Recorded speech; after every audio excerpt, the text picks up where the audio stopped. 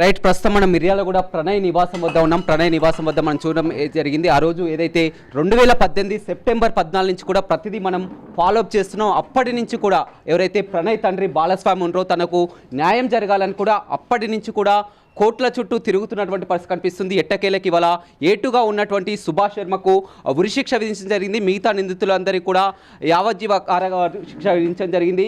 ఏదైతే ఉందో ఈరోజు సుభాష్ శర్మకు ప్రత్యేకంగా శిక్ష పడడానికి కూడా ప్రధాన కారణం ఏదైతే ఉందో చూస్తున్నాం మనం. ప్రణయ్ యొక్క తల్లి ఆ రోజు స్పాట్లో మనం ఏదైతే వీరు జ్యోతి హాస్పిటల్కు వెళ్ళడం జరిగిందో, అమృత చెకప్ కోసం వెళ్ళడం జరిగిందో, వెళ్ళి చెకప్ చేయించుకొని తిరిగి వస్తుండగా కూడా ఆ స్పాట్లోనే అమృత ఉంది, అదేవిధంగా ప్రణయ్ తల్లి ఇద్దరు కూడా స్పాట్లోనే ఉన్నారు. సుభాష్ శర్మ జరిగినటువంటి ఎవిడెన్స్ అన్ని కూడా కోర్టుకి అవే సమర్పించడంతో కూడా ఇవాళ సుభాష్ శర్మకు ఉరిశిక్ష పడడం జరిగింది. మిగతా నిందితులకు జీవిత ఖైదు కూడా జరిగింది. ఎట్టకేలకు తమ కుటుంబానికి జరిగినటువంటి అన్యాయం మరొక ఏ కుటుంబానికి కూడా జరగవద్దని ఈరోజు వచ్చినటువంటి తీర్పు చెంపపట్టు లాంటిదని, మరి ఏ కుటుంబానికి ఈ విధంగా మళ్ళీ కులాంతర వివాహాలు, పరువు హత్యలు జరగకూడదు అని కూడా కొద్దిసేపటి క్రితమే చూసినట్లయితే ప్రణయ్ సమాధి వద్దకు వెళ్ళి కూడా వారు అంతా ఉద్వేగపూరితంగా కూడా మొత్తం కన్నీరు ఉన్నటువంటి ఘటనలు కూడా మనం చూడడం జరిగింది. ప్రణయ్ హత్య విషయంలో వచ్చినటువంటి తీర్పు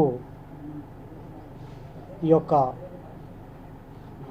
కుల దురంకార హత్యలు చేసేవారికి మరియు నేరాలు చేసేవారికి కూడా ఒక హెచ్చరికలాగా ఉంటుంది. గత 6 సంవత్సరాల కింద ప్రణయ్ని హత్య చేసినప్పుడు మేము న్యాయ పోరాటం చేశాము. ఈ కుల దురంకార హత్యలు ఇదే చివరిగా ఉండాలని ఆ రోజును పోరాటం స్టార్ట్ చేశాము. న్యాయం కోసం పోరాడుతూనే ఉన్నాము. అప్పటి నుంచి ఇప్పటి వరకు కూడా అనేకమైనటువంటి హత్యలు జరిగాయి. మొన్న కూడా సూర్యాపేటలో ఒక కుల దురంకార హత్యలు కూడా జరగటం అనేది జరిగింది. ఇలాంటి హత్యలు చేస్తే శిక్షలు పడతాయని ఈరోజు వచ్చినటువంటి తీర్పు ఒక చెంపపెట్టుగా ఈ హత్యలు చేసే వాళ్ళకి, నేరస్తులకి ఒక చెంపపెట్టుగా ఉన్నది. అయితే కొంతమంది అనుకుంటారు నేరం చేసి తప్పించుకోవచ్చు, మేనేజ్ చేయొచ్చు, డబ్బుతోని కొనవచ్చు అని అనుకుంటారు. కానీ న్యాయము తర్వాత చట్టము అనేది అమ్ముడు పోదు. న్యాయం తప్పకుండా జరుగుతుంది, గెలుస్తుందని ఈ యొక్క కేసు విషయంలో నిరూపించడం అనేది జరిగింది. మేము కూడా అప్పటి నుంచి ఇప్పటి వరకు ఎలాంటి ప్రలోభాలకు లోను కాకుండా న్యాయం కోసం పోరాటం చేశాము. ఈ యొక్క తీర్పు వల్ల ఏంటంటే ముఖ్య ఉద్దేశం ఏంటంటే న్యాయం జరిగింది, ప్రణయ్కి న్యాయం జరిగింది, తల్లిదండ్రులకు న్యాయం జరిగింది అని అనుకుంటారు. కానీ ప్రణయ్కి వచ్చేది లేదు, తల్లిదండ్రులకు కూడా వచ్చేది లేదు. కాకపోతే ఏంటంటే ఈ తీర్పు వల్ల మిగతా నేరస్తులు ఎవరైతే నేరం చేయబోయే వాళ్ళకు కూడా భయం అనేది ఉంటుంది. కాబట్టి ఈ తీర్పు అనేది ఒక చెంపపెట్టులాగా ఉండాలనే ఉద్దేశంతోనే మేము పోరాటం చేశాము. కనుక ఏదైనా సరే ఏదైనా ఉంటే చర్చల ద్వారా మాట్లాడుకోవాలి తప్ప ఇలా చంపుకుంటూ పోతే సమాజంలో ఎవరూ మిగలరు. ఇప్పుడు మీరు చూశారు, వాస్తవంగా మా బాబును మేము కోల్పోయాము. 6 ఏళ్ల నుంచి బాధ అనుభవిస్తూనే ఉన్నాము.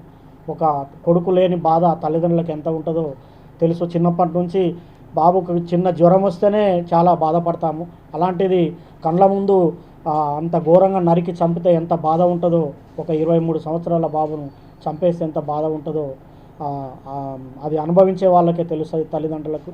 తర్వాత మేము బాబు లేని లోటు మాకైంది. తర్వాత అమృతకు కూడా భర్త లేని అమృతకు కూడా అయిపోయింది. మా మనవనికి కూడా జీవితాంతం తండ్రి లేకుండా అయిపోయాడు. తర్వాత అమృత ఫాదర్ కూడా సూసైడ్ చేసుకున్నాడు. ఇప్పుడు కూడా ఉరిశిక్ష పడ్డటువంటి సుభాష్ శర్మ ఆయన కూడా జైల్లోనే ఉన్నాడు. వాళ్ళ ఫాదరు మొన్న చనిపోతే కూడా వెళ్ళలేని పరిస్థితి. తర్వాత మిగతా నిందితులకు కూడా జీవిత ఖైదు పడ్డది. ఇట్లా ఎన్నో కుటుంబాలు ఈ యొక్క చిన్న నిర్ణయం తీసుకోవటం వల్ల కుటుంబాలన్నీ నాశనం అయిపోయినాయి. కాబట్టి ఈ యొక్క తీర్పు అనేది కనువిప్పు కావాలి. తొందరపాటు చర్యలకు పోకుండా సామరస్యంగా మాట్లాడుకుంటే ఇవాళ అందరూ బాధపడి ఉండేవాళ్ళు కారు. మా బాబు మిగిలేవాడు, తర్వాత అందరూ హ్యాపీగా ఉండేవాళ్ళు. ఏదన్నా సమస్యల ద్వారా పరిష్కరించుకోవాలి. తర్వాత ఈ తల్లిదండ్రులు కూడా పిల్లల విషయంలో జాగ్రత్తగా ఉండాలి. ఇంతకుముందు రంగనాథ్ సార్ మాట్లాడినట్టు జాగ్రత్తగా ఉండాలి.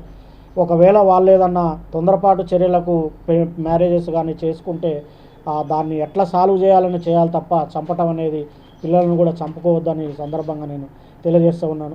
ఈ కేసు విషయంలో రంగనాథ్ సారు, తర్వాత అప్పటి డిఎస్పి శ్రీనివాస్ సారు, తర్వాత దర్శనం నరసింహ గారు చాలా ఎక్కడ ప్రలోభాలకు లోను కాకుండా చాలా చక్కగా ఈ కేసును పకడ్బందీగా సైంటిఫిక్ ఎవిడెన్స్తోని ముందుకు తీసుకెళ్లటం అనేది జరిగింది.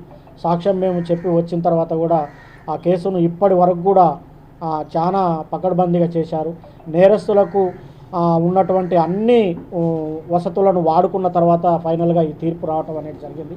కనుక వాళ్ళ కుటుంబాలు కూడా ఇప్పుడు 6 మంది కుటుంబాలు కూడా చాలా బాధపడుతూ ఉంటాయి. కాబట్టి దయచేసి ఇలాంటి తొందరపాటు చర్యలకు పాల్పడొద్దని ఈ సమాజానికి ఒక మెసేజ్ లెక్క ఈ మీడియా కవరేజ్ని ఇస్తున్నాం.